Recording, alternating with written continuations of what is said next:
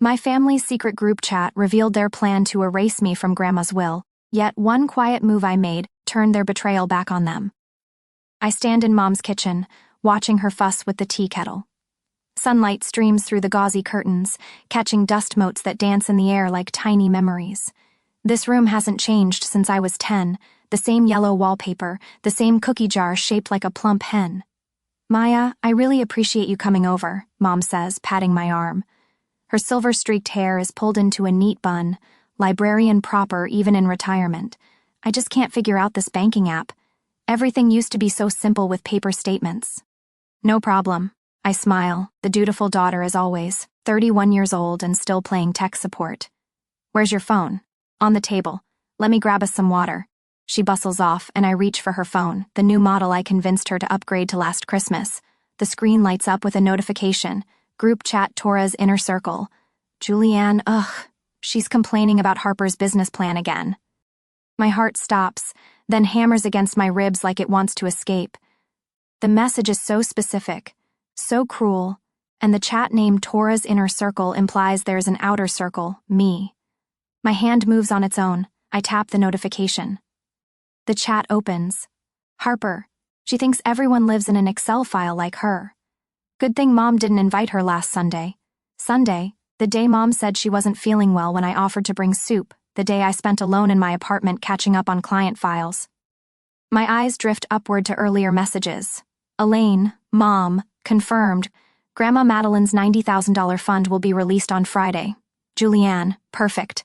I'll use my $45,000 for the kids' UNC college fund. Already told my husband. Harper, thank you, Mom. $45,000 will be enough for my studio. Elaine, Mom, remember, we agreed not to tell Maya. She doesn't need it and we'll just complicate things. This is for the best. My lungs forget how to work. $90,000, split 2 ways, not 3. Grandma Madeline died 4 months ago. Her favorite wooden spoon still hangs in this kitchen. She taught me to bake snickerdoodles on that counter right there, her soft hands guiding mine. You're so careful, Maya, so precise. That's a gift. I hear Mom's footsteps returning and quickly set the phone down exactly as I found it. My face settles into a mask, the one I've perfected through years of family dinners where Julianne bragged about her perfect children, Harper complained about her latest artistic crisis, and I sat quietly, keeping track of who needed tax help. Here we go, Mom says, setting down 2 glasses of ice water. Now show me how to use this thing. For the next 20 minutes, I walk her through the banking app setup, my voice steady and professional. My hands don't shake, my eyes don't water. I am the perfect accountant, the reliable daughter, helping her mother manage her finances while pretending. I don't know she's stealing my inheritance. You're such a lifesaver, Mom says when we finish. What would we do without you, I wonder. I reply, my voice carrying just enough edge that her smile falters, but she doesn't notice. Not really, she never has. Later, I grip my steering wheel so tight my knuckles blanch white against the black leather. Rain starts to patter against the windshield, matching the rhythm of thoughts pounding in my head. What would they do without me? The memory surfaces like a bubble breaking through water. Me at 16, hunched over the dining table surrounded by tax forms while Dad paced behind me. That's our reliable girl, he'd said, clapping me on the shoulder as I finished their taxes. What would we do without you? Outside the window, Julianne and Harper had been climbing into Mom's station wagon, laughing as they headed to the mall. I'd wanted to go too, but someone had to fix the mess Dad had made of their finances. The reliable one, the responsible one, the useful one, never the loved one. I park outside my apartment building but can't summon the energy to exit the car. The realization settles over me like concrete hardening. They never loved me, they loved my function. I think of all the nights I spent organizing Harper's chaotic business records, all the hours explaining college savings plans to Julianne, all the weekends installing software on Dad's computer while he watched golf, and all the times I swallowed my opinions, my desires, my needs because I was the practical one. When I finally make it inside, my apartment feels different, smaller. The sleek furniture and minimalist decor that once seemed so adult now look like a hotel room, a place for passing through, not living. My gaze catches on the expensive camera equipment in the corner, the Nikon D850 with specialized lenses, the lighting kit, the props. That silly hobby, Mom calls it. Such an expensive distraction, Julianne says. So technical, not really art, Harper sniffs. The one thing I've done for myself, the passion I've pursued despite their dismissal. I cross the room and pick up the camera. The weight feels solid in my hands, unlike everything else in my life that has just evaporated into lies. Something shifts inside me. The hurt is there, throbbing like a fresh bruise, but something else rises alongside it, something cold and clear and terrifying in its clarity. I've spent my entire life being useful to people who see me as nothing but a resource, a tool, a function. No more. I set the camera down gently, then open my laptop. My fingers hover over the keyboard. For a moment, my first instinct kicks in, to fix this, to organize it, to make it all tidy and proper. Instead, I open a new document and type 3 words, the inner circle, and beneath it I begin to make a list. The blue glow of my laptop screen illuminates my face at 2 a.m. My apartment feels too quiet, like it's holding its breath along with me. I haven't slept since leaving Mom's house, since discovering I'm not part of their inner circle. My hands hover above the keyboard, trembling slightly. Data doesn't lie. That's what I've built my career on. I type in the password to our family cloud storage, the one I created years ago, the one I pay for monthly so Julianne could store her kids' school photos and Harper could back up her artistic portfolio. You can organize our digital lives anytime, Maya, Mom had said, patting my shoulder when I set it up. What would we do without you? I navigate through the main directories until I spot an unfamiliar folder, Trust Docs. My pulse quickens. Of course they'd use Grandma Madeline's initial rather than spelling it out. They didn't want me to find it during my regular maintenance of their files. Inside sit 2 documents. The first, HarperStudioPlan.pdf. The second, MadelineTorresTrust.pdf. I open Harper's plan first. It's exactly what I expected. Disorganized, full of grammatical errors, with wildly optimistic financial projections, a photography studio with no business model beyond, I'll take pictures of whatever inspires me. No market research, no competitive analysis. Just aspirational Pinterest boards and a budget that makes no accounting sense. My fingers twitch toward Excel. I could fix this, create a proper business plan, adjust the numbers to something workable. It would take me maybe 3 hours. My hand hovers over the mouse. No. I close the file without changing a thing. The second document opens with the formal heading, Last Will and Testament of Madeline Eleanor Torres. I scan through the legalese, my CPA training making quick work of the dense paragraphs. Then I find it on page 7, section 4.2, the sum of $90,000 to be given to my daughter Elaine Torres, to be distributed for the benefit of her daughters, as she sees fit. As she sees fit. 4 innocuous words that give my mother complete discretion. Legally, she can do whatever she wants with the money. Morally, she's stealing from me. My stomach lurches. I rush to the bathroom, certain I'm going to be sick, but nothing comes up.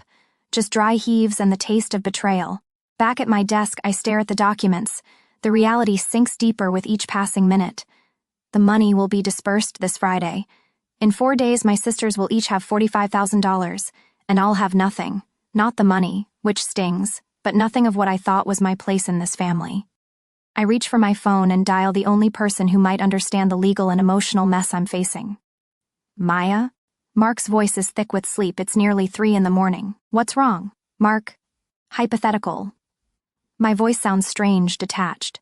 If a trustee of a discretionary fund decides to exclude one beneficiary based on the assumption they don't need the money, what's the recourse? A pause. That's not a hypothetical, is it? No. Mark sighs. I hear rustling as he sits up in bed.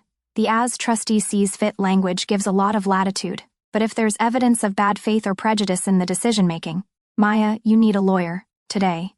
I hang up after promising to call his attorney friend in the morning. Then I stare at my phone, thumbs hovering over the keyboard. I type out a carefully worded email to my mother. Hi, Mom, for my personal financial planning, could you please send me a copy of Grandma Madeline's trust documents? Thanks. Professional, calm, reasonable. Her response comes back within minutes, despite the hour. Oh, honey, it's all very complicated. Let's not worry about boring paperwork. Let's discuss it at Sunday dinner. Have you ever felt that sinking feeling when you ask a simple question and the answer tells you everything you need to know? Let's discuss it meant let's find a way to handle you. Sunday, 2 days after the Friday disbursement. By then the money will be gone, divided, spent, hidden away from me. I look at the email again, the way she calls the legal document boring paperwork, the dismissive tone, the stall tactic. My phone buzzes, a text from Julianne. Maya, Why are you bothering Mom about legal stuff at this hour? Is everything okay? You know how she gets confused by all that financial jargon. It's starting already. The coordinated defense, the gaslighting, making me feel unstable for asking a simple, direct question. I don't respond. Instead, I take screenshots of everything, the hidden folder, the trust document, the emails, the texts, and save them to a new folder on my personal drive labeled evidence. For the first time in my life, I'm seeing the pattern clearly, the roles we've all played. Julianne, the golden child who deserves everything. Harper, the baby who needs protecting. Mom, the weak-willed enabler who hides behind what's best for everyone. And me, the reliable function, not a daughter but a tool. I think of all the tax returns I've prepared, all the technical problems I've solved, all the financial advice I've given freely, lovingly, believing it was my contribution to our family bond. What a fool I've been. The Monday morning light creeps through my blinds. I haven't slept, but my mind has never been clearer. I pick up my camera, the one hobby they've all dismissed as too expensive and not really art like Harper's work. Through the viewfinder, I see my apartment differently, not as a temporary space until I find something real, as Mom always suggests, but as mine. The first step toward a life that belongs to me alone. I set the camera down and make a call to the attorney Mark recommended. "This is Maya Torres," I say when the receptionist answers. "I need to discuss a trust dispute." My voice doesn't waver. For the first time, I'm not fixing someone else's problem. I'm solving my own. Later that morning, my phone lights up with Julianne's name. I stare at it, counting 3 full rings before answering, a small act of rebellion. "Hello?" I keep my voice neutral. "Maya, thank God." Julianne's voice drips with manufactured concern. "Mom's really upset. You're making her feel grilled. What's this about the trust? You know you're always so intense about money. We're just worried about you." A familiar heat rises in my chest, the burn of being misunderstood, misrepresented, manipulated. Classic Julianne, twisting reality until I question my own perceptions. Gaslighting wrapped in sisterly concern. The old Maya would have apologized, backpedaled, desperate to smooth things over. I take a slow breath. "Julianne, I'm simply requesting a financial document. It's not intense, it's standard practice. Please have Mom send it." Silence crackles through the connection. I can almost see her face, the widened eyes, the slight parting of lips. She expected me to fold like a cheap lawn chair. "Well, that's not..." She stumbles over her words, then snaps, "Whatever, Maya," and hangs up. I set my phone down, surprised by the steadiness of my hands. A strange calm settles over me, like the quiet after a thunderstorm. Later that evening, I type out a message to the family group chat. Not the inner circle, of course, but the one where I'm included. "Family dinner tomorrow at 6? I have some important financial news to discuss." I know exactly what I'm doing. They can't resist those magic words. Important financial news. In their world, it might mean tax loopholes or investment opportunities, something they can extract from me. Tomorrow arrives with unseasonable heat, thick and oppressive. I park in front of my parents' brick colonial, the house where I learned to be useful instead of loved. I straighten my blouse, grab my leather portfolio, and walk to the door like I'm heading into a board meeting. Inside, the air conditioning blasts against my skin. The dining room table gleams under Mom's good china. Dad fusses with a bottle of wine while Mom arranges a centerpiece of late-season dahlias. Harper slouches in a chair, scrolling through her phone. Julianne arranges her napkin in her lap, her posture perfect. "Maya?" Dad booms, as if volume can substitute for warmth. Come in. Wine? No thank you." I slide into my usual chair, the one with the wobbly leg that no one else wants. Mom sets a platter of roast chicken on the table. "So what's this financial news?" Dinner progresses with painful small talk. Dad rambles about his golf game. Julianne brags about her oldest son's soccer tournament. Harper mentions a gallery showing interest in her work. I pick at my food, letting the tension build until I can't stand it anymore. I set my fork down with a soft clink against bone china. I know about the inner circle. The silence is absolute. Even the house seems to hold its breath. And I know what you're all planning to do with Grandma Madeline's $90,000. Mom's hand flutters to her throat. Dad's jaw tightens. Harper stares at her plate. But Julianne recovers first, her voice controlled, reasonable. "Look, Maya, you're successful. You have a great career." She leans forward, her diamond tennis bracelet catching the light. "Do you know how expensive tuition at UNC is? My kids need to go to college, Harper needs a start. This is about real need. Don't be so selfish. The word selfish lands like a slap. How many times have I stayed up late fixing their tax returns? How many weekends have I sacrificed installing software on Dad's computer? How many hours have I spent organizing Harper's chaotic business records? Mom twists her napkin, the linen wrinkling between her fingers. We didn't want to make it awkward for you. Legally, I'm the trustee anyway. Dad pushes back in his chair, the legs scraping against hardwood. Don't be disrespectful, Maya. It was a family decision. A family decision. The 3 words echo in my head, revealing the truth with perfect clarity. A family decision made without the family member who spends her life making their lives easier. I look at them one by one, Mom with her pinched expression, Dad red-faced and defensive, Julianne self-righteous, Harper uncomfortable but silent. A family decision, I repeat softly. So that's it. I stand up. I don't yell. I don't cry. The calmness that settles over me is strange and powerful. Thank you for the clarification. Maya, don't be dramatic, Julianne starts, but I'm already walking away. I turn at the doorway, looking back at the tableau they make. Frozen in their seats, silverware suspended, faces caught between anger and uncertainty. Enjoy your dinner. The front door closes behind me with a quiet click that feels more final than a slam. In my car, I sit with both hands on the wheel but don't start the engine. The spring evening wraps around me, fireflies begin to pulse in the gathering dusk. Through the dining room window I can see them resuming their meal, heads bent together in urgent conversation. For the first time I see them not as my family but as strangers, connected to me by accident of birth. People who would take what is mine because they've decided I don't need it. I drive home, my mind crystallizing around a new purpose. At my apartment, I open my laptop and create a new document. I type every word they said tonight, recording the conversation verbatim while it's fresh in my memory. I date it, title it dinnerconfrontationmemo.pdf, and save it. Then I email the memo, the trust documents I found, and my discovery notes to the probate lawyer Mark recommended. His response comes an hour later. They have the legal high ground on the discretionary clause, but this memo shows clear collusion and bad faith. What do you want, Ms. Torres? I glance at my camera equipment sitting in the corner, the one passion they've dismissed as a silly hobby, an expensive distraction, not really art. What do I want? My fingers hover over the keyboard, then type with perfect clarity, I want my share. And then I want to be free. My lawyer's settlement and release agreement sits on my laptop screen, stark and professional. None of the emotion that's been choking me for days appears in this document. Just clear, concise legal language stating what I deserve. My 1/3 share of Grandma Madeline's money, $30,000 in exchange for releasing my mother from any further claims. This is straightforward, my lawyer had said during our call. No judge would view this as unreasonable. It's literally asking for your fair share, nothing more. I stare at the send button for a full minute before clicking it. The email wings its way to my mother, with Julianne and my lawyer copied. Then I close my laptop and wait. Hours pass, no response. I check my phone obsessively, watch the clock tick past dinner time, and still nothing. By 10 p.m., I've convinced myself they're consulting their own lawyer, drafting a careful response.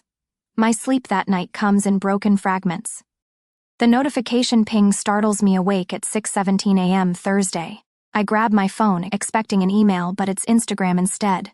Harper has posted. My thumb hovers over the notification, a knot forms in my stomach. The image fills my screen. Harper. Her eyes red-rimmed, one perfect tear sliding down her cheek. The calculated vulnerability hits me like a slap. So heartbroken, her caption reads, I'm trying to follow my dream and start my own business, but my own sister is trying to take my funding away. Some people just value money more than family. My hands shake as I read it again. The comment section already has sympathetic replies from her friends, people I've known since childhood offering support, expressing shock at my apparent cruelty. Before I can process this public ambush, my phone buzzes with a text, then another, and another. Aunt Deborah, Maya, what's this about you bullying Harper? Uncle Tom, disappointed to hear you're causing trouble for your sisters. Cousin Rachel, family should come first. I thought your parents raised you better. The avalanche continues. By 7 a.m., my phone has become a portal to a world where I'm suddenly the villain in a story I didn't write. I don't reply to any of them. Instead, I take screenshots of every post and text, saving them to a folder I label Public Smear Campaign. Then I forward the entire collection to my lawyer with a single line. They're responding this way instead of addressing the legal document. Her reply comes 10 minutes later. This changes things. Stand by. I force myself to shower and dress for work. As I'm drinking my coffee, trying to steady my nerves for the day ahead, my father calls. I almost don't answer, but some residual sense of obligation makes me pick up. Maya. His voice booms immediately, no greeting. I can't get into my retirement account. You changed the password, didn't you? You're locking us out. This is childish. The accusation is so unexpected that I laugh, a short, humorless sound. Dad, I haven't touched your accounts in 6 months. I open my laptop and pull up my password manager. The password is the same one I set for you 2 years ago, Robert Golf 1960. I hear keyboard clicks through the phone, followed by a long silence. Oh, he finally says. It worked. He hangs up without thanking me. I stare at the phone, a strange calm settles over me. This single interaction crystallizes everything about our relationship. Even as they paint me as the enemy, they still expect my help. Even as they exclude me from their inner circle, they depend on my functional role in their lives. My email pings. It's a group message from Julianne to our extended family, blind copying me. A rookie mistake that shows how little she understands about email. We are so worried about Maya, she writes. She's threatening our mother over money. She's not herself. I forward this to my lawyer too. By now, I've stopped feeling the sting of betrayal. I'm watching their panic with the detached interest of an accountant reviewing a client's mistaken calculations. They're revealing something profound. They assume I'll use my functional power to hurt them because that's exactly what they would do. 20 minutes later, my lawyer calls. I've just sent an email to your mother and her newly retained counsel, she says, sounding pleased. I thought you might want to know exactly what it says. She reads it to me, and I feel the corner of my mouth twitch upward. My client offered a simple, fair settlement, the email states. In response, your clients have initiated a coordinated public smear campaign. See attached. My client will no longer be accepting $30,000. The new offer is $35,000, covering her share plus legal fees and damages for defamation. You have 24 hours to accept, or we will see you in probate court to formally contest the entire distribution based on trustee bad faith. Your choice. I sit there, phone pressed to my ear, stunned by how precisely this email captures what I couldn't articulate, that their response has only strengthened my position. Their panic has exposed the truth. They know they're wrong. Is that acceptable to you? My lawyer asks when I don't immediately respond. Yes, I say, and something shifts inside me. Actually, it's perfect, she chuckles. Their lawyer will advise them to take this deal immediately. The social media campaign was a serious miscalculation. In trying to pressure you emotionally, they've created documented evidence of coordinated harassment. After we hang up, I sit at my kitchen table, a strange lightness fills my chest. For the first time since discovering the inner circle chat, I feel something beyond betrayal or anger. I feel powerful. My phone rings again. Julianne. I decline the call and send her a text.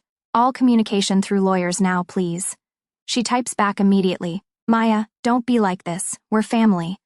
The word that once would have made me fold now bounces off me. I don't respond. Harper posts again, this time in her Instagram stories. Dealing with a toxic family member is so hard. You try to protect them from their own worst impulses, and they lash out. I screenshot it for my growing file but feel nothing. The online performance that was meant to wound me now seems pathetically transparent. When my phone rings a third time, it's my mother. I let it go to voicemail, then listen to her message. Maya, honey. Her voice wavers. This has all gotten so out of hand. Can't we just talk, person to person, mother to daughter? The old Maya would have melted at this appeal. The new Maya forwards the voicemail to her lawyer with a simple note, for your information, attempted, direct contact, despite legal representation. By 5 p.m., I receive an email from my lawyer with settlement confirmed in the subject line. My mother's lawyer has agreed to the $35,000 payment, to be wired on Friday, the same day the trust fund will be dispersed. Congratulations, my lawyer writes. They folded quite predictably once they realized their emotional tactics had backfired. The agreement will arrive for your signature tomorrow. I close my laptop and walk to the window of my apartment. Across the street, a young couple laughs as they walk their dog. A postal worker delivers mail. Cars pass. The ordinary world continues, unaware that mine has transformed. I pick up my camera, the expensive one my family dismissed as a silly hobby. and feel its weight in my hands. Through the viewfinder, I frame a shot of the evening light casting long shadows across my living room floor. Light and shadow, clarity and darkness, the contrasts that make a composition powerful. I understand now what I couldn't see before. My family never valued me, only what I could do for them. But in trying to exclude me, they've accidentally set me free. On Friday morning, my phone buzzes on the kitchen counter. Mom's name flashes on the screen, bypassing the lawyer barrier we'd established. For a moment, I consider letting it go to voicemail, but something tells me I need to hear this. One final attempt. Hello? I answer, my voice neutral, professional. Maya. Mom's voice breaks immediately. She's crying. Hard sobs that would have once sent me rushing to fix whatever was wrong. Honey, please, you're tearing this family apart over money. Is that really what you want? I say nothing, just wait as the silence stretches between us. Your grandmother would be so ashamed of you, she continues, her voice steadying with practiced manipulation. Madeline always taught us that family comes first, always. And here you are with lawyers and demands and threats. I watch a cardinal land on my windowsill, bright red against the pale morning light. Grandma Madeline had loved cardinals, called them little messengers. Strange timing. Just let it go, Maya. Please be the bigger person here. That's what you've always done. That's who you are. There it is, the line that has ruled my life. Be the bigger person. Translation, swallow your needs, ignore the unfairness, maintain the peace at your own expense. The ultimate test. My throat tightens, but not with the usual guilt or obligation. Something else rises in me, clear and cool as spring water. Mom, I say quietly, you tore this family apart. You did it in secret, in the inner circle. I'm just sending the bill for my exit. Maya, that's not fair. This isn't a discussion for you and me anymore. Please talk to my lawyer. Don't you dare hang up on me. Her voice rises, the sweetness vanishing. After everything we've done for you. I press the red button, end call. My hands should be shaking, my heart should be racing. I've never hung up on my mother in 31 years. Instead, I feel nothing but peace. Like setting down a heavy suitcase I've been carrying for decades. The cardinal flies away. I return to my coffee, take a sip. It's gone cold, but I drink it anyway. 20 minutes later, my phone rings. It's my lawyer. Miss Torres, they've accepted the terms. $35,000 to be wired today when the trust is dispersed. They're asking for a full release of claims. That's what we offered, I reply. Yes, she sounds slightly surprised. It appears your mother's lawyer convinced them this was the least damaging option. Do you want to proceed? Yes. 3 hours later, I go to work. I file tax extensions for clients, eat lunch with Mark, who asks if I'm okay. I'm fine, I tell him, and for once, it's not a lie. That afternoon, my phone chimes with a banking alert. I check the notification. Deposit, $35,000, wire transfer. The money that was kept from me, that would have been secretly divided between my sisters without me ever knowing, now sits in my account. Not just the $30,000 I was owed, but an extra $5,000 for their attempt to smear my name. I look at the number for a long moment. $35,000. Enough for Harper to start her studio with money left over, enough for a significant chunk of Julianne's kids' college funds, and for me, freedom. I open my laptop and begin to type. To Elaine, Robert, Julianne, Harper. Subject: formal disengagement of pro bono services. This email confirms receipt of the $35,000 settlement regarding the Madeline Torres Trust. As of this date, I am formally disengaging as your pro bono accountant and technical advisor. I pause, considering my next words carefully. This isn't about revenge. This is about setting boundaries, about finally charging for services I've provided free for decades. For Robert, your retirement account login is Robert Golf 1960. Please contact Vanguard for all future support. For Julianne, your children's education grant and FAFSA applications are due March 1st. I recommend contacting the financial aid office directly. For Harper, your quarterly estimated tax payments, Form 1040-ES, are due January 15th. Please note that your $45,000 capital injection is taxable income unless structured as a formal loan. I highly recommend you retain a professional CPA immediately. Failure to file can result in significant IRS penalties and interest. Please remove me from all family data plans and shared accounts within 48 hours. My finger hovers over the send button. I read through the email again. Cold, professional, terrifying in its helpfulness. The natural consequences of losing their free family resource spelled out with perfect clarity. I hit send. Within minutes, my phone explodes. Text messages from all of them, calls from Dad, then Julianne, then Harper. I silence each one, turn off notifications. I don't need to hear their panic or their anger or their sudden realization of what they've lost. I stand and walk to my window, looking out at the city below, people rushing about their Friday afternoon, unaware that my life has just been cleaved into before and after. Behind me, silenced, my family is discovering what it means to no longer have access to Maya Torres' CPA. They are learning what happens when the person you've used as a resource decides to step away. It's not my responsibility anymore. Their finances, their passwords, their tax problems, their confusion about forms and deadlines and consequences. For the first time, I feel the weight of it. Everything I've carried for them, the hours spent fixing Robert's investment mistakes, the weekends lost to sorting through Harper's chaotic receipts, the endless patient explanations to Julianne about college savings plans, while she checked her phone and half-listened. All the times I swallowed my own needs because I was the practical one, the reliable one, the one who didn't need emotional support or inclusion because I had my sensible career and my sensible apartment and my sensible life. I pick up my camera from its shelf. The weight feels right in my hands. I adjust the aperture, focus the lens on the city beyond my window. Click. The sound is satisfying, definitive. This moment, this is the real inheritance from Grandma Madeline. Not the money, but the freedom, the permission to finally put myself first, to step out of the shadows of usefulness and into the light of my own life. I turn away from the window and begin researching commercial rents in downtown Raleigh, photography studios, business licenses, website domains. $35,000, the seed money they said I didn't need, the inheritance they tried to steal, will now become the foundation of something entirely mine. My phone buzzes again, Elaine calling. I decline without hesitation. The inner circle is now a closed loop, spinning in confusion without their center, without me.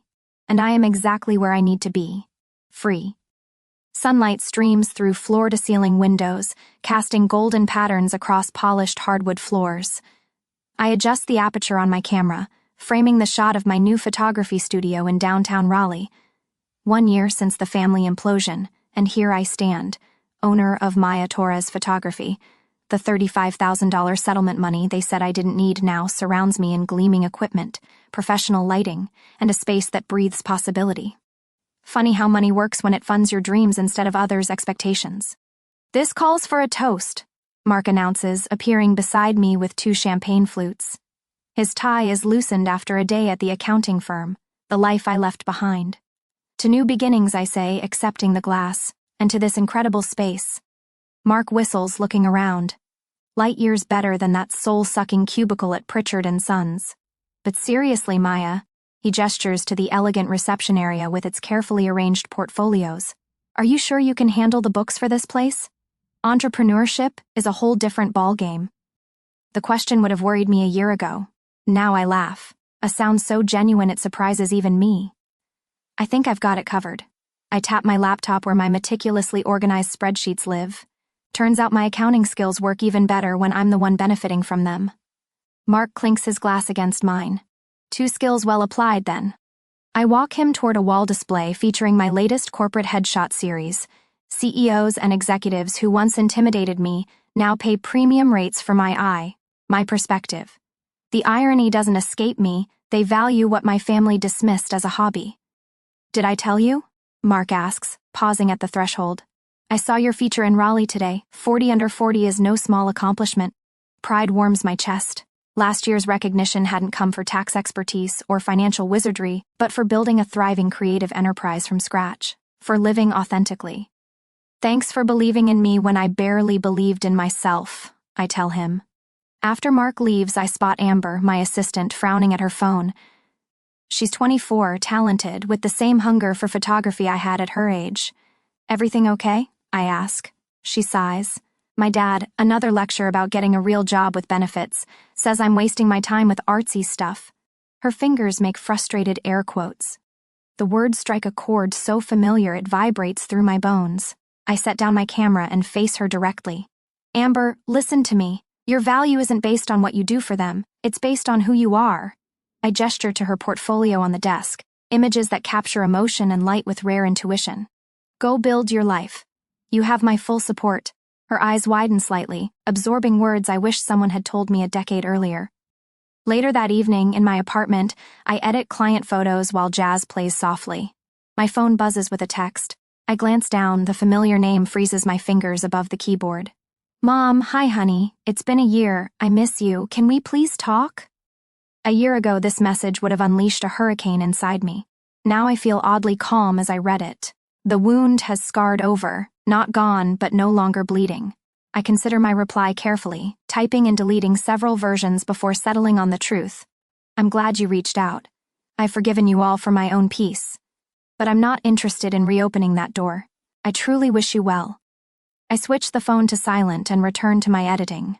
The photograph on my screen shows a young entrepreneur standing confidently in front of her new store. I adjust the light balance, bringing warmth to her expression, clarity to her surroundings. For the first time in my life, I feel completely at peace. My family punished me for my success but ridiculed my passion. They took my inheritance because they decided I didn't need it. They were right. I didn't need the $30,000, but the first also realized I didn't need them. What I needed was right here all along, the courage to become myself.